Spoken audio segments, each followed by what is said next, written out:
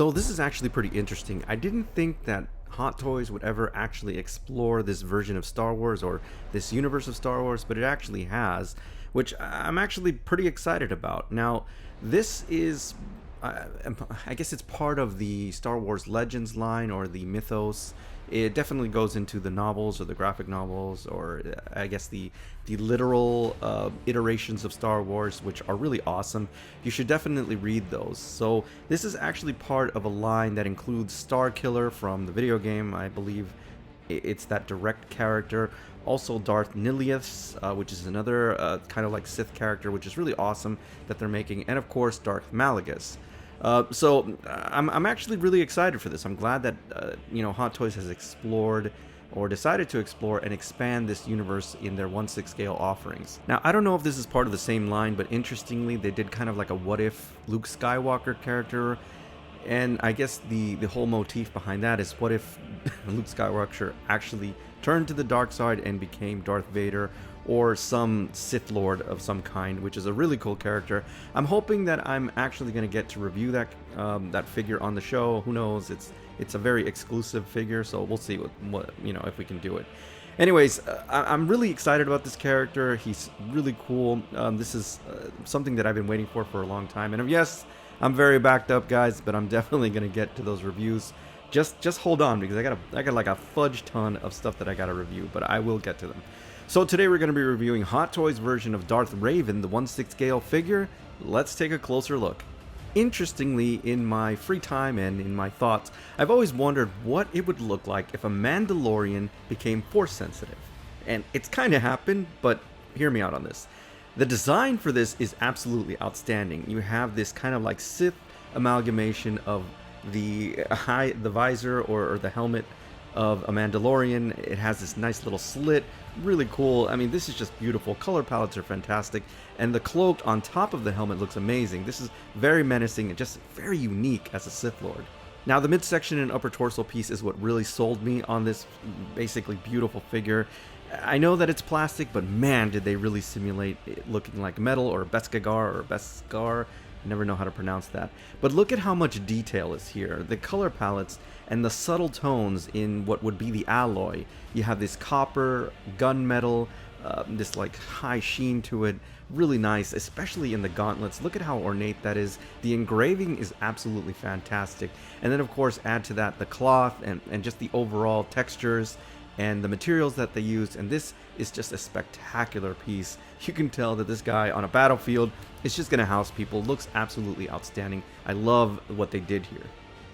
The lower section is also very impressive, apart from the fact that they use wonderful fabrics for this. It's a Hot Toys figure, but it is a focal point. I love this kind of like Knights Templar-esque style that they use to it. The black is really well done, but again, that red sash in the middle just looks absolutely fantastic, and it really draws your eyes. I like how they've kind of like tapered it off at the bottom, and it's almost ripped. Here's the thing about the boots. The boots are sculpted very well, and for the most part they have a pretty good ball joint system. It is a little bit limited though. You're not going to be doing as many dynamic poses, or maybe the joints are just tight right now, but nevertheless, this lower section is very spectacular. Now, Darth Revan in this universe is a dual wielder, so he does things akimbo, and I really like these lightsabers. They're very unique, particularly the second one, which I'll show in a moment. This nice high silver polish, it's very ornate. I apologize for the focus there, but it is really spectacular. Now, this is my favorite one because of the hilt. It's almost like if this thing is another weapon. When like the lightsaber doesn't come out, I mean, you can use it as a blunt object to defend yourself or even take somebody out. They're very well done and very detailed, I might add.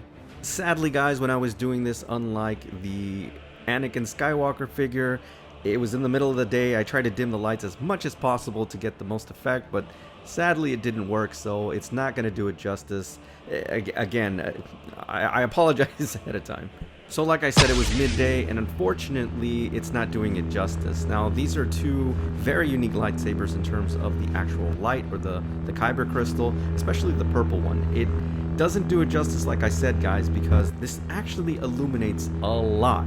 I mean, these are actually brighter, I think, in many ways than the Anakin Skywalker. Mind you, just so that you get like how bright these things are, the sun is shining through, and you can still see the light up of the lightsaber. And again, they're very ornate. Depending on how you actually want to display them, they're actually really cool. I did the akimbo style, and I did one behind in the back, and it just looks really cool. Now, you don't necessarily need to run out and mirror this piece, although I will say that the cloak does have a lot of detail in the back, and the cool thing is it has this wire mesh in it so that you can manipulate it. It's very malleable and pliable, so depending on how much you want to hide the actual mask, you can do so. But I think the most important thing for me is the subtle details. Not only are the folds done very well, but at the bottom you can see how tapered and chewed up, and obviously it's battle scarred, which is really cool. It has a nice effect, and he looks hardcore, so it's up to you guys. Now, I don't think there's any need to spend too much time on the base. They're all pretty standard by now, especially when it comes to the force wielders, or those who use lightsabers and whatnot. It's a standard slab. It's very angular, so to speak, and of course on the lip of the base it does read Star Wars and the name of the character, Darth Revan. So it's like I said, they don't need to fix it. Again, I'm just so happy that these characters can actually stand on the base. I've talked about the oblong problem for a while now, and you guys know what I'm talking about. Now, I did want to give you a closer look at the actual lightsabers, because I think it would be criminal if I didn't actually show you a close-up of how detailed these are. Like, we have reviewed a lot of figures in terms of those who wield lightsabers, but again, it never fails to impress how ornate and how detailed they are with this very minor aspect of the figure. It is at 1/6 scale, but man, just take a look at that. It is absolutely beautiful how well sculpted these are and how detailed they are. Every single time I get one of these figures, I say that I'm going to use the wedge kind of like effect lightsaber thing, and I never do it, and it always pisses me off. I don't know why I don't do it. I get it into a pose and I think it looks awesome. So here we have the wedge effects. At some point I'm going to try to use these ones. I don't know how well they're going to light up because they're spread out, or they actually open out or fan out, so to speak. But again, I'm sure this looks really cool when it's lit up, so you do have this effect. Try to use it if you can, guys. And of course, rounding out the last bit of accessories are 4 additional hands for various poses. These hands are very detailed. They go extremely well with the gauntlets and how detailed they are. I've noticed in some Hot Toys figures, I should say, that the gauntlets sometimes look really detailed and ornate, and then they kind of mess it up on the hands. That's not every figure, and it seems like a small thing, but it's very important that these hands, are as detailed as they are, so they look really well with the rest of the figure. That, again, you have them for various poses. Okay, so here are my final thoughts on this figure. This thing is absolutely amazing, okay? It's really freaking cool, and definitely something I wanted in my collection. Now, the problem is not everybody knows about Darth Revan, so I can't necessarily categorize this as a holy grail piece, because I don't think that many people are into Star Wars in that way, for casuals. But holy crap, man, is this thing definitely a badass approval. I mean, this thing is just freaking awesome, so you definitely have to have this in your collection if you're a Star Wars fan. And if you don't know the mythos of Darth Revan, I definitely recommend that you read the expanded universe, because there's a lot of interesting stuff there.